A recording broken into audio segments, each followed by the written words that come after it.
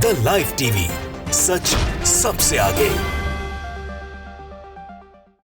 नमस्कार, आप देख रहे हैं द लाइव टीवी और मैं हूं आपके साथ मुनमुन रहमान।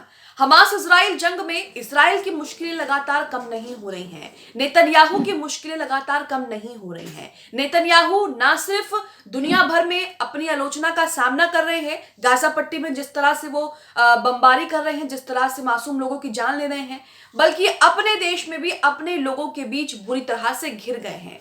खबर आ रही है, एक वीडियो सामने आ रहा है जिसमें इजरायली संसद में इजरायली लोग जो हैं वो जबरदस्ती घुसे और वहां पर जाकर जमकर विरोध प्रदर्शन किया, नारेबाजी की। ये सब कुछ संसद में हो रहा था, सांसद बैठे हुए थे और ये वो लोग थे जो घुसकर हंगामा कर रहे थे। ये वो लोग हैं जिनके परिजन परिवार वाले हमास के कब्जे में हैं। हमास के कब्जे में अभी भी 130 इजरायली बंधक बताए जाते हैं, जिसे छुड़वा पाने में अभी तक इजराइल जो है वो कोई भी जो है वो डील नहीं कर पाया है। और ऐसे में परिजनों का गुस्सा जो है वो सातवें आसमान पर है, इजरायली सरकार पर फूट रहा है, नेतन्याहू पर फूट रहा है। आप अपनी स्क्रीन पर बीबीसी का ये ट्वीट देख रहे हैं जिसमें लिखा है कि इजराइल हमास जंग के बीच इजरायली संसद में घुसे लोग। कुछ तस्वीरों के जरिए समझिए कि क्या वहां पर स्थिति रही होगी। यहां पर लिखा है कि इजराइल की संसद नेसेट में कुछ लोग जो हैं वो जबरन घुस गए।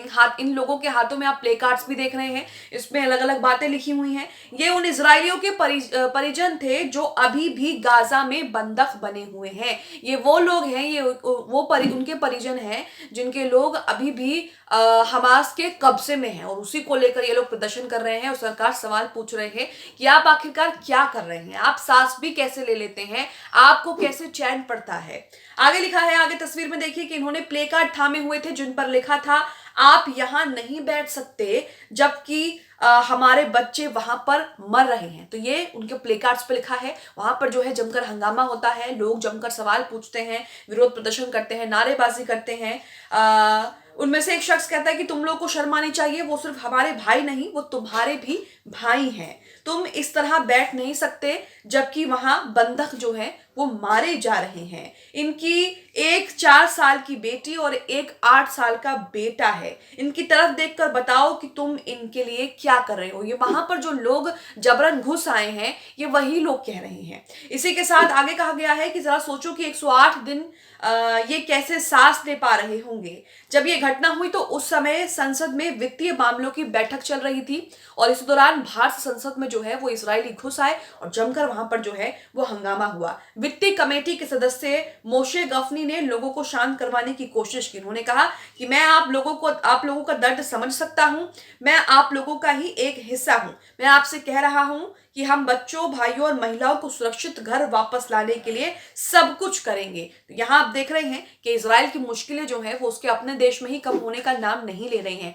हालांकि हम पहले से ही देख रहे हैं कि जो बंधक इजराइल के जो लोग गाजा में बंधक बनाए हुए हैं हमास ने, उनके परिजन बहुत समय से जो है वो नेतन्याहू के खिलाफ जो है वो प्रदर्शन कर रहे हैं और सवाल पूछ रहे हैं। लेकिन यहाँ पर हद तो तब हो गई जब ये लोग जबरदस्ती संसद में घुस आए। संसद में वित्तीय मामलों को लेकर बैठक चल रही थी और उसी वक्त ये लोग संसद में घुसते हैं और जमकर जो है वो हंगामा होता है, जिसकी तस्वीरें आप अपनी स्क्रीन पर देख रहे हैं। इसी के साथ आप अपनी स्क्रीन पर जी न्यूज का ये आर्टिकल देख रहे हैं जिसमें पूरी जानकारी दी गई है कि आखिरकार इजराइल में क्या हालात है। इजराइल में नेतन्याहू अपने ही लोगों के बीच घिरते हुए जा रहे हैं।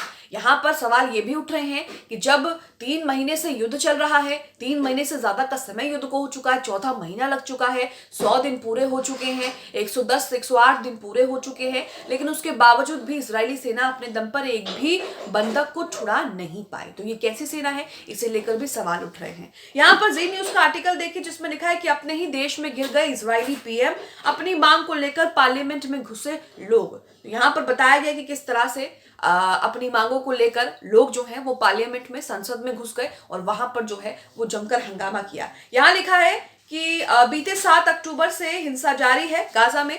वहीं गाजा में अभी भी इजरायली बंधक हमास के कैद में हैं। बंधकों को छुड़ाने के लिए इजरायली लोग अपने ही सरकार के खिलाफ प्रोटेस्ट कर रहे हैं। इस बीच बंधकों के परिवार वालों ने 22 जनवरी को इजरायली पार्लियामेंट में जो है वो घुसकर हंगामा किया।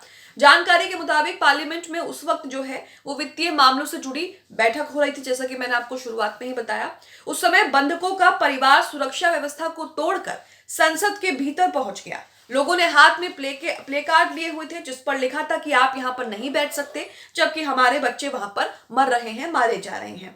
वहीं बीते 7 अक्टूबर को हमास के हमले के बाद बंधक बनाए गए 130 लोग अब तक हमास के कब्जे में हैं, जबकि 100 लोगों को बीते नवंबर में सीजफायर डील के तहत हमास ने छोड़ा था। तो नवंबर में दोनों के बीच 2 से 3-4 दिन के लिए सीजफायर हुई थी, डील हुई थी, जिसमें हमास ने कई बंधकों को छोड़ा था। 100 बंधकों को, बताया जा रहा है कि यहाँ पर 100 बंधकों को छोड़ा था। वहीं इजराइल ने भी, जो अपनी जेल में गैर कानूनी तरीके से फिलिस्तीनियों को कैद कर रखा है, उनको छोड़ा था। उसके बाद जब सीजफायर खत्म हो जाता है तब फिर से वही जो है वो एक दूसरे पर बमबारी करना, जंग शुरू हो जाना, तब से जो है वो यही चल रहा है। और उसके बाद जो है कहा जा रहा है कि जंग और भी ज्यादा भीषण हो रही है। इसी बीच हम देख रहे हैं कि लगातार तनाव भी मिडिल ईस्ट के देशों में बढ़ रहा है। चाहे आप यमन को देख लीजिए, चाहे आप ईरान को देख लीजिए, हिजबुल्ला लगातार इजराइल को चेतावनी दे रहा है कि अगर उसने जंग का विस्तार करना शुरू किया तो उसके मुंह पर तमाचा पड़ेगा। तो यहाँ पर आप देख रहे हैं कि किस तरह से जो है वो तमाम चीजें चल रही हैं। आगे लिखा है समाचार एजेंसी रॉयटर्स के मुताबिक अमेरिका, मिस्र, कतर, इजराइल और हमास के बीच एक और डील करा पाने में कामयाब होते नहीं दिख रहे हैं। इजराइल का कहना है कि वो जंग तब तक नहीं रोकेगा जब तक हमास को पूरी तरह खत्म नहीं कर देगा। वहीं हमास का कहना है कि तो तभी डील के लिए हामी भरेगा जब इजराइल सभी फिलिस्तीनी नागरिकों को अपनी जेल से छोड़ने के लिए तैयार होगा। इजराइल की जेल में हमास के कई लीडर भी कैद है और इजराइल की जेल में कई फिलिस्तीनी, कई बच्चे, कई टीनेजर्स जो हैं, कई महिलाएं जो हैं वो कैद हैं, जिन पर आरोप लगा जाता है कि ये गैर कानूनी तरीके से जो है इनको रखा गया है।